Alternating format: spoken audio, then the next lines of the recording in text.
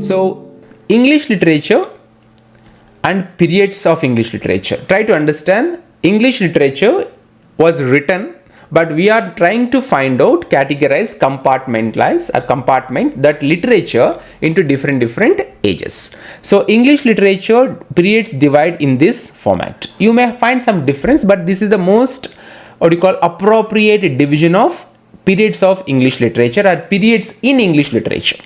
450, I will explain these things in a very simple manner, then I will give you some time to memorize and I will ask you questions based upon the periods of English literature. 1 or 2 questions you are definitely going to get from these periods of English literature. They will tell you the age, they will ask you the period, or they will give you the period age like 450 to 1066, and they will give you 4 options about the different ages. So you need to know the combination properly. Okay, this is a mental exercise. 450 AD to 1066 is known as Old English literature. Then 1066 to 1500 is Middle English literature. Then from 1500 to 1660 is the Renaissance or Renaissance, and it is also known as early modern period of English literature. And this Renaissance or Renaissance or early modern period is subdivided into 4 different ages. First one is from 1558 to 1603 is the Elizabethan age. Then 1603 to 1625 is the Jacobean age. Then 1625 to 1649 is the Caroline age. Then from 1649 to 1660 the Commonwealth period or Puritan interregnum. Then from 1660 to 1798 this period is known as the Neoclassical period, and this period is again subdivided into 3 different periods or ages. From 1660 to 1700 it is known as the Restoration or Age of Dryden. Then from 1700 to 1745 it is called as Age of Pope or the Augustan age. Then from 1745 to 1784 it is known as Age of Sensibility or Age of Johnson. Then from 1798 to 1832 it is known as the Romantic period or Age of Wordsworth. Then from 1832 to 1901 the Victorian period.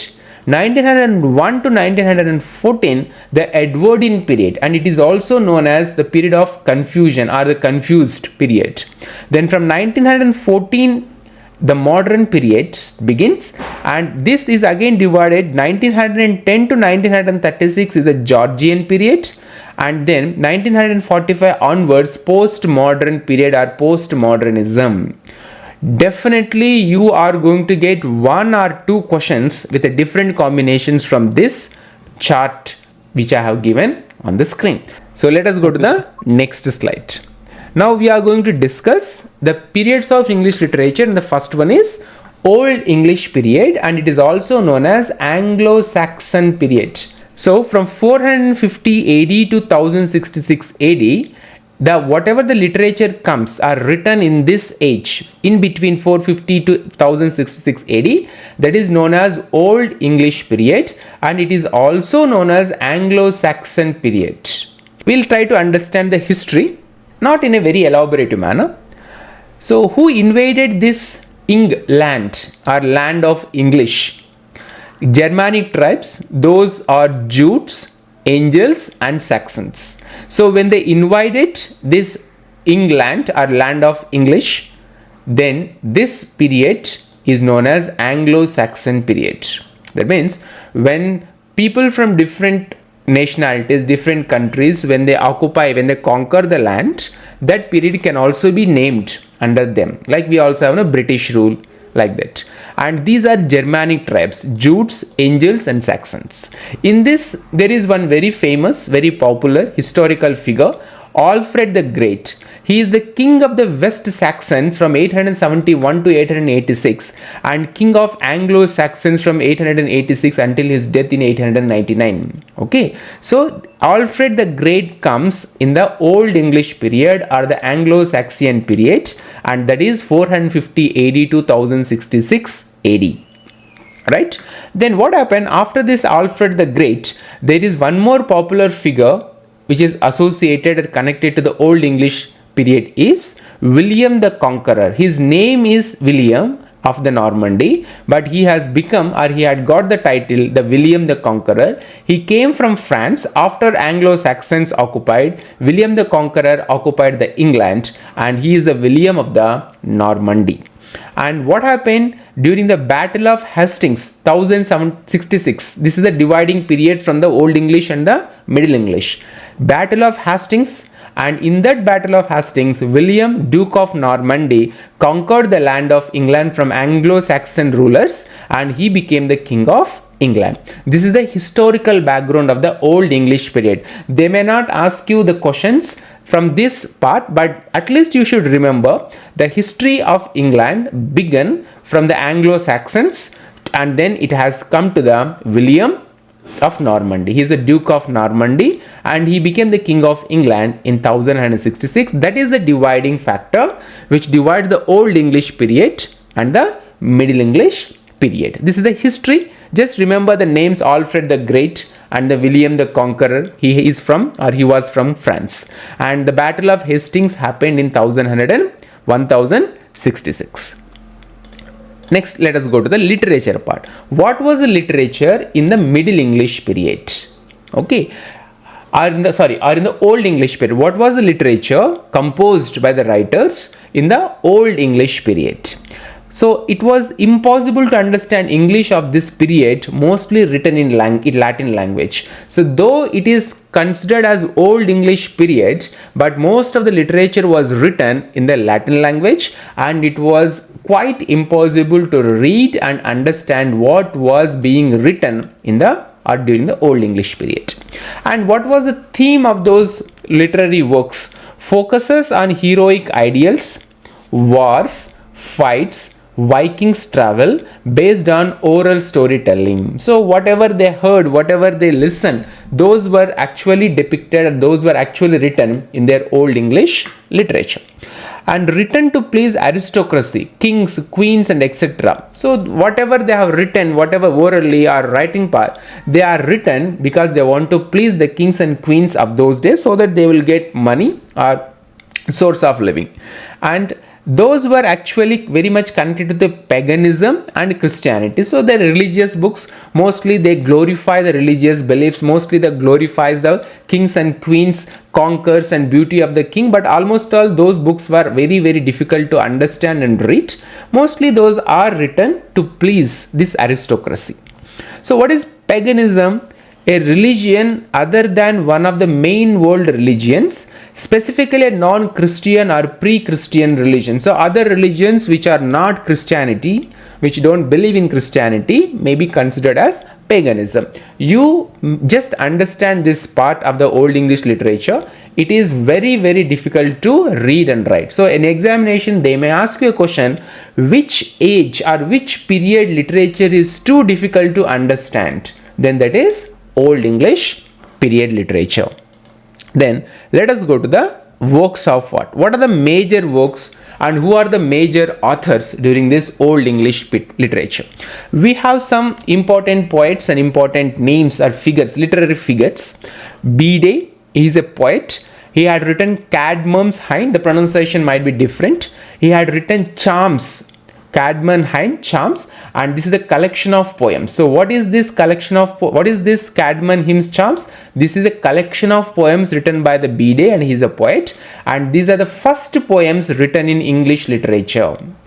Then what is actually the content? Hardships of the average Anglo-Saxon warrior. So what is this Anglo-Saxon warrior used to do? They are the Germanic tribes. They travel on sea in those warships, and they always fight in the alien lands and foreign lands. So when they return, they tell the stories to their fellow friends, and those people when they get this kind of information, they try to write the charms or the poems depicting the life of these Anglo-Saxon warriors. Based upon these Anglo-Saxon warriors, there are two important titles or poems. One is the Seafarer. What is this Seafarer? It's a poem discusses about Anglo-Saxon warriors' struggle. A man describes his horrid life on the sea when they travel on the sea for months together to conquer the foreign lands, what kind of problems they faced. All those things are explained in this poem. The name of the poem is The Seafarer. And the second one is The Wanderer. These are the available titles, or available books, or available poems for our reference. So what is the main theme of The Wanderer? A man tells his tale of being put into exile and losing all his fellow warriors on Lord. So you need to remember these lines exactly. So the theme of Seafarer is a man describes his horrid life on the sea, and the Wanderer is a man tells his tale of being put into exile and losing all his fellow warriors and Lord. So their plight, their misery, their problems were shown in this Seafarer and Wanderer. Oldest references we have in English literature for the Anglo-Saxon warriors. Then the Wife's Lament. There is one more old poem, the Wife's Lament or the Wife's Complaint. It's a poem, or it is also called as elegy. Then the Battle of Maldon, celebrating the real Battle of Maldon of 1991.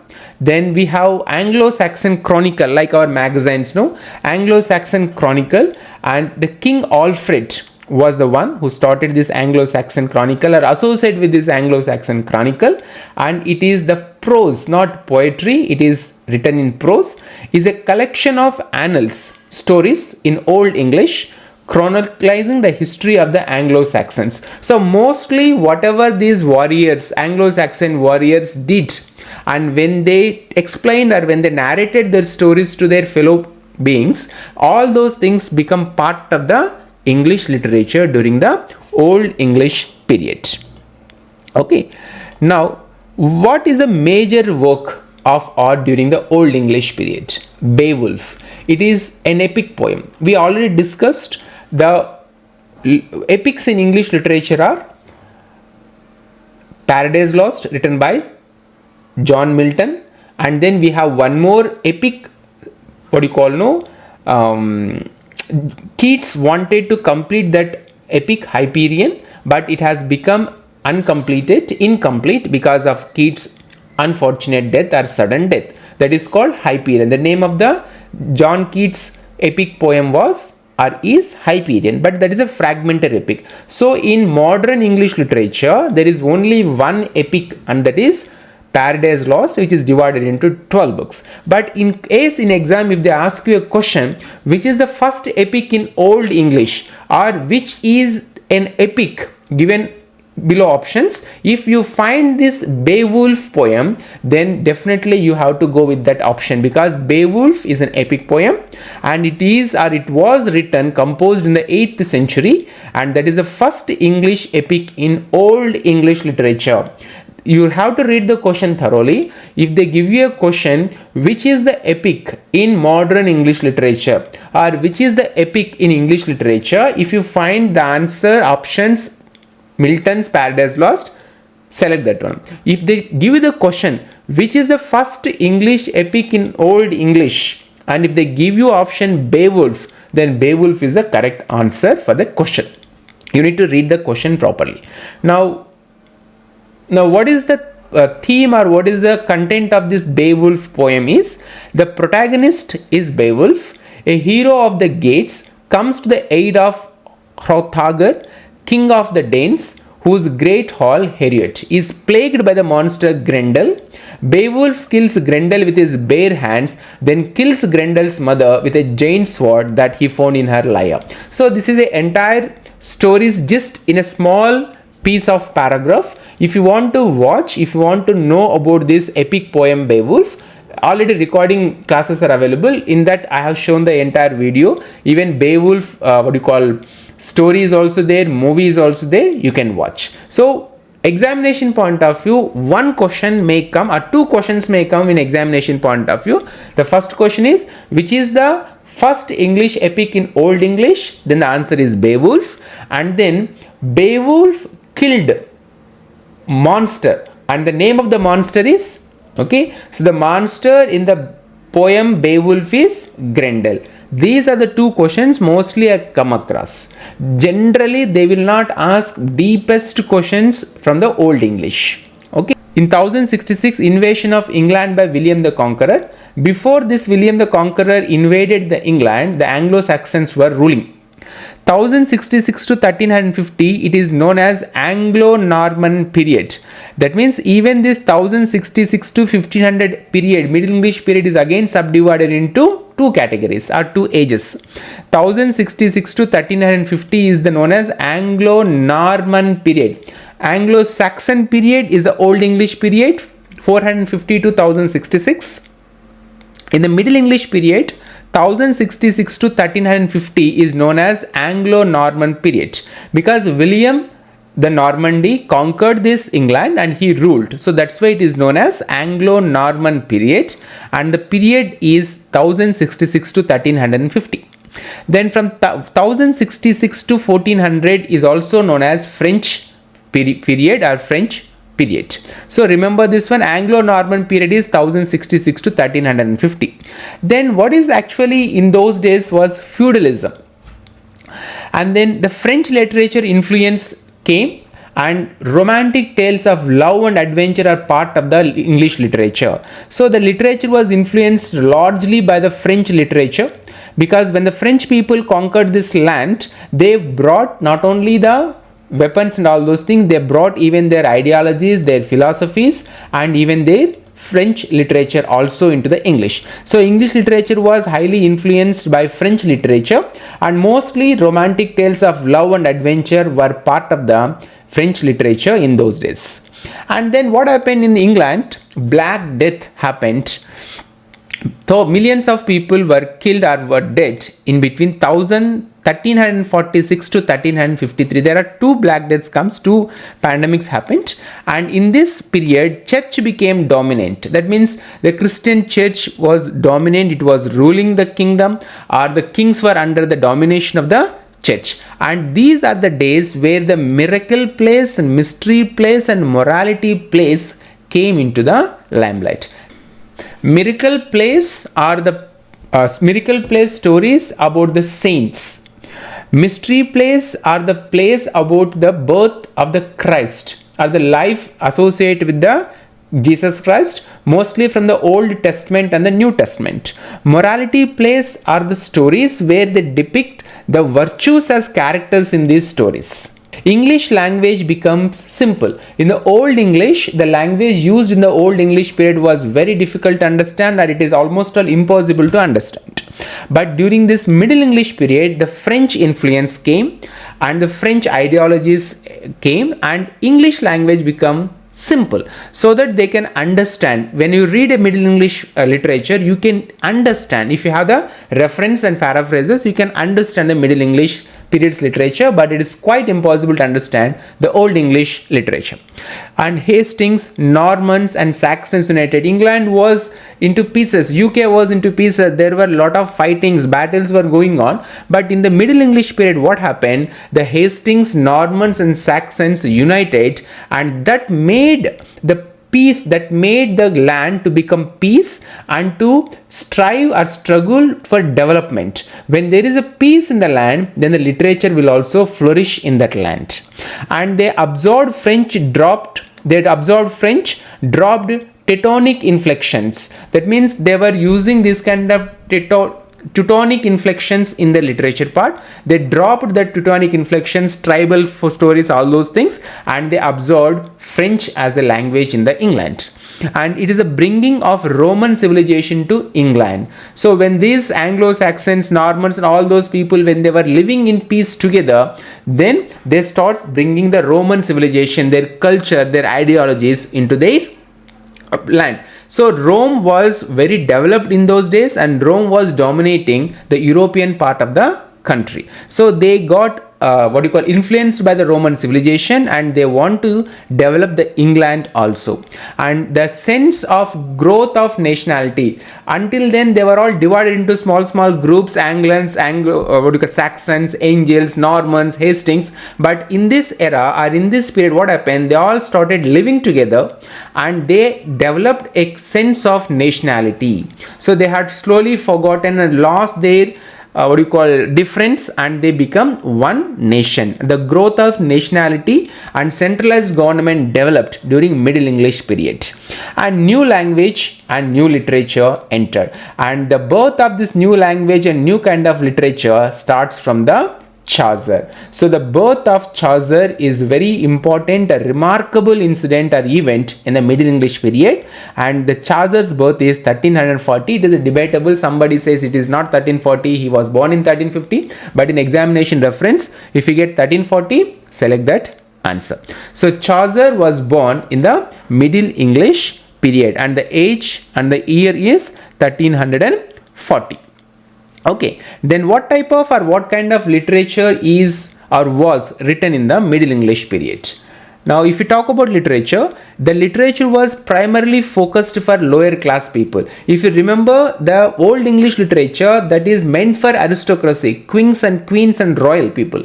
But this literature in the Middle English period, when they started writing miracle plays, mystery plays, morality plays, and when they were writing this literature showing that content, their main focus was the lower class people, because the shift has begun from the kings or royal families to the lower class people. I mean to say, the history, if we discuss the history, people in the lower classes, they started getting chance to get entertained, because in the Old English period, almost all the people in the lower strata of society, either they were engaged in wars or they were engaged in lower status works. But when the country grew, when they expanded the country, when people from England, when they returned with lot of wealth, and those people want some sort of entertainment, and these people like Chaucer and all those things, they understood the need, demand of the literature, demand of the entertainment for the lower class people, and then they started writing literature which suits to the lower class people.